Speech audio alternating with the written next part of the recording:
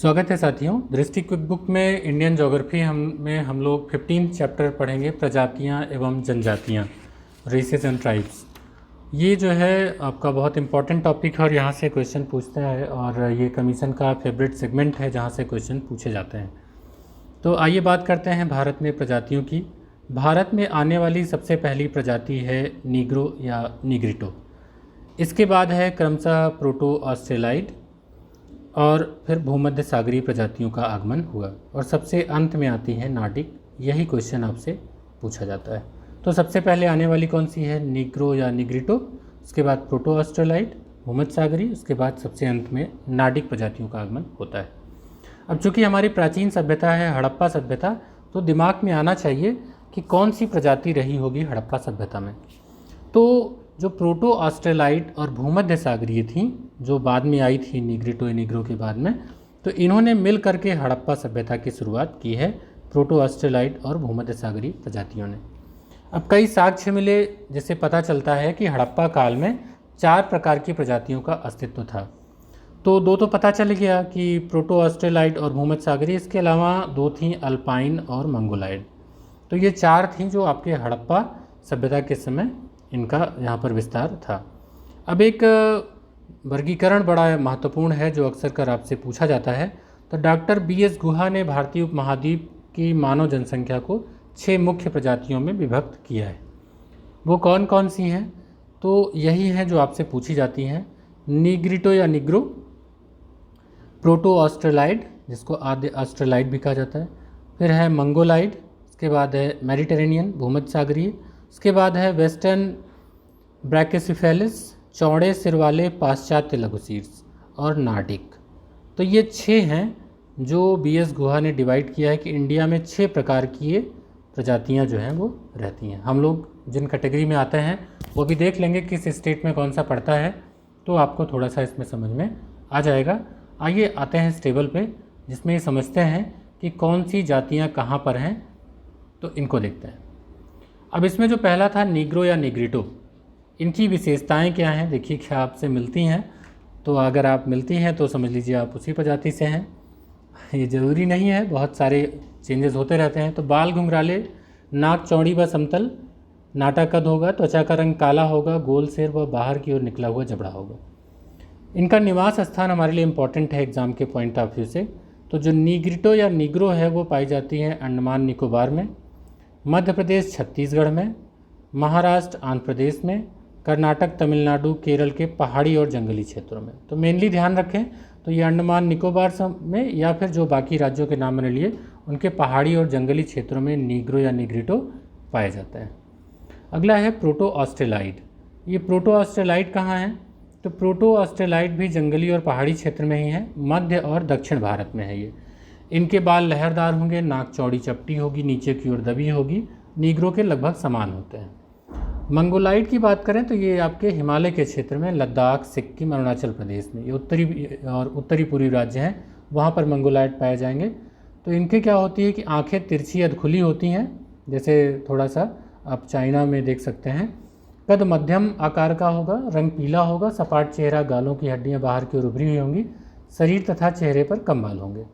तो ये मंगोलाइड प्रजाति होगी। भूमध्य सागरीय प्रजाति में जो आपके मैदानी क्षेत्र के लोग हैं, पंजाब, सिंध, राजस्थान, पश्चिमी उत्तर प्रदेश, दक्षिण भारत, इनके जो हैं भूमध्य सागरीय हैं। तो शरीर व चेहरे पर कम बाल होते हैं, रंग भूरा होता है, नाक पतली उभरी हुई होती है और आंखें बड़ी और खुली होती हैं। जो चौड़े सिर वाले पाश्चात्य लघु शीर्ष हैं, यानी कि वेस्टर्न जो ब्रैकेसिफेल्स हैं, तो वो कहाँ कहाँ पाए जाते हैं? तो आपके इंडस रीजन में, गुजरात, महाराष्ट्र, आंध्र प्रदेश, तेलंगाना, कर्नाटक, तमिलनाडु में। इनका सिर चौड़ा होता है, कद मध्यम छोटा लंबा भी होता है और चेहरा गोल, रंगोरा, नाक उभरी हुई एवं लंबी होती है। जो नार्डिक हैं वो पंजाब, हरियाणा, राजस्थान में है। तो मेनली याद रखें आप, भूमध्य सागरीय को याद रखें, मंगोलाइड को याद रखें और नार्डिक को याद रखें। तो नार्डिक आपके पंजाब, हरियाणा, राजस्थान में है। इनका जो सिर होगा लंबा होगा, नाक सुविकसित होगी, रंग साफ होगा, शरीर सुगठित होगा, हट्टे कट्टे होंगे। तो ये रहे आपके प्रमुख प्रजातियां भारत की। अब बात करते हैं ट्राइब्स की, जनजातियां। देखिए भारतीय संविधान के अनुच्छेद 342 में इनका वर्णन किया गया है, लेकिन इनकी परिभाषा नहीं दी गई है, ठीक है। तो ये इनको अनुसूचित कर लिया गया है, अनुसूची में डाल दिया गया है। तो इसीलिए क्योंकि अंग्रेज़ों ने भी इनको एक अलग से लिस्ट में इनलिस्टेड किया था, तो इसलिए इनका नाम पड़ गया अनुसूचित जनजाति, ठीक है। अब इनके लिए एक टर्म आता है आदिवासी। ये शब्द दिया गया था सर्वप्रथम ठक्कर बापा द्वारा। अब कुछ प्रमुख जनजातीय समुदाय हैं, उनके बारे में देख लेते हैं। तो सबसे पहले इम्पॉर्टेंट है भील।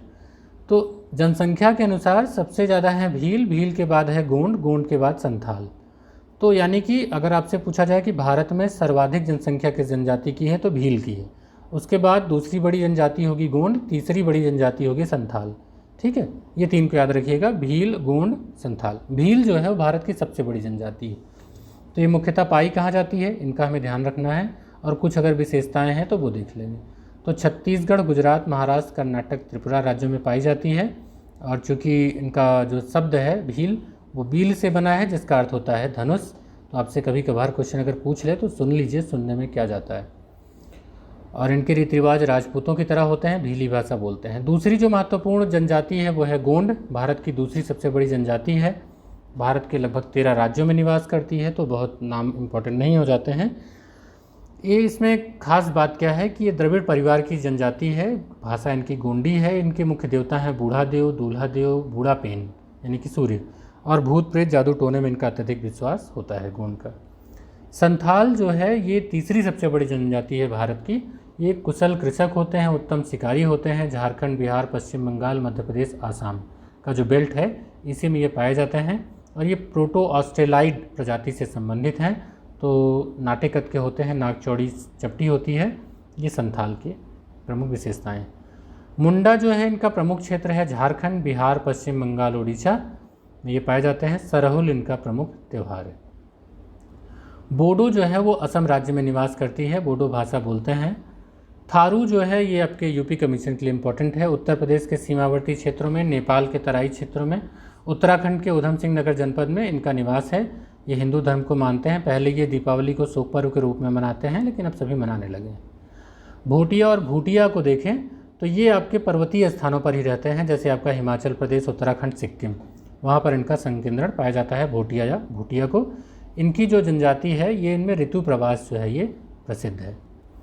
नागा जो है नागालैंड राज्य में है और इनका प्रमुख त्यौहार है मिथन।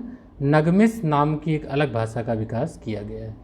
मीणा जो है राजस्थान में आदिवासी जनसंख्या के रूप में जानी जाती है। ये अपनी उत्पत्ति विष्णु के 10वें अवतार यानी कि मीन अर्थात मछली से मानते हैं। इनमें नाता प्रथा प्रचलित है, पितृसत्तात्मक परिवार है। टोडा जो है वो दक्षिण भारत की नीलगिरी पहाड़ियों पर निवास करने वाली पशुपालक जनजाति है। इनकी भाषा भी है टोडा। और चूँकि कन्यावध प्रथा होती है इनके यहाँ, तो इसलिए इनके यहाँ बहुपति विवाह प्रथा भी पाई जाती है। एक टर्म है युवा गृह। दरअसल हुआ ये था कि 1947 में एक वेरियन एल्विन की पुस्तक आई थी, द मुरिया एंड दियर घोटुल। तो इसी से ये चर्चा में आया युवा गृह। तो ये युवा गृह क्या हैं? तो ये एक सामाजिक संगठन होते हैं जो एक ट्रेनिंग सेंटर की तरह काम करते हैं। इसमें क्या होता है कि जो जनजातियों के युवक और युवतियां हैं उनको एक साथ को एजुकेशन दिया जाता है यहाँ पर। तो ग्रामवासियों की देखरेख में गुरुकुल की भांति इसमें ये रहते हैं और केवल इसमें अविवाहित युवक युवतियाँ रहती हैं। तो इनके अलग अलग नाम हैं, जैसे मुड़िया जनजाति के लोग घोटुल कहते हैं, उराव जनजाति के लोग धुनकुरिया कहते हैं और बिरहोर जनजाति में से गितुओना कहते हैं। तो कुछ नाम है, अगर आपसे कभी मिलाने को आ जाए तो आपने अगर इसको सुना होगा तो आप इसको अच्छे से याद कर पाएंगे। अब कई राज्य हैं और कई जनजातियां हैं, तो मैं आपको अगर इसको पढ़ के ऐसे सुना दूं तो थोड़ा बेईमानी होगी। कोशिश होगी कि मैं आपको इसको याद करा पाऊँ, तो इसको मैं आपको इंडिया के मैप पर लिख करके जब आपको याद कराऊँगा तो शायद आपको ये मैं कुछ याद करा पाऊँ। तो इसको हम लोग अपने अगले वीडियो में देखेंगे। इसके बाद जो जनजातीय जनगणना है उसके आंकड़ों को देख लेते हैं। तो 2011 की जनगणना के अनुसार जो जनजातियों की कुल जनसंख्या है वो कुल जनसंख्या जो है वो भारत की जनसंख्या का 8.6% है, जिसमें ग्रामीण 11.3 है और जो शहरी है वो 2.8 है। कुछ प्रवासी हो गए, ठीक है।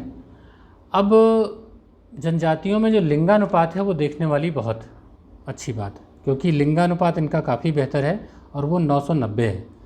और सर्वाधिक लिंगानुपात गोवा में है जनजातियों में 1046 है और सबसे कम जम्मू कश्मीर में 924 का, यानी कि इनका सबसे कम भी जो है वो भी बहुत बेहतर है। तो जनजातियों में इस बात को लेकर के बहुत अच्छी सोच है। भारत में सर्वाधिक अनुसूचित जनजाति जो है वो मध्य प्रदेश में पाई जाती है, और न्यूनतम आपको पता ही है कि उत्तर प्रदेश में पाई जाती है, जो राज्य की कुल जनसंख्या का 21% है। तो अनुसूचित जनजाति जो है वो एमपी में सर्वाधिक है, और ये मध्य प्रदेश का 21% वहाँ पर है। केंद्र शासित प्रदेश में दादरा एवं नागर हवेली में संख्या की दृष्टि से सर्वाधिक अनुसूचित जनजाति पाई जाती है। यानी कि अगर यूनियन टेरिटरीज़ में बात करें तो दादरा नागर हवेली में नंबर अगर केवल काउंट किया जाए पॉपुलेशन, तो सर्वाधिक अनुसूचित जनजाति दादरा नगर हवेली। राज्य कहा जाए तो मध्य प्रदेश, केंद्र शासित प्रदेश कहा जाए तो दादरा नगर हवेली। अगर परसेंटेज लिया जाए कि किसी राज्य की जनसंख्या का कितना प्रतिशत जनजातियां हैं, तो लक्षद्वीप में सबसे ज़्यादा है और मिजोरम में सबसे कम है। तो ऐसे भी क्वेश्चन पूछे जाते हैं। अब चूँकि मैंने पहले ही आपको बता दिया कि जो अनुसूचित जनजातियां हैं उनका सबसे कम प्रतिशत उत्तर प्रदेश में है, पॉपुलेशन में 0.6% शेयर है।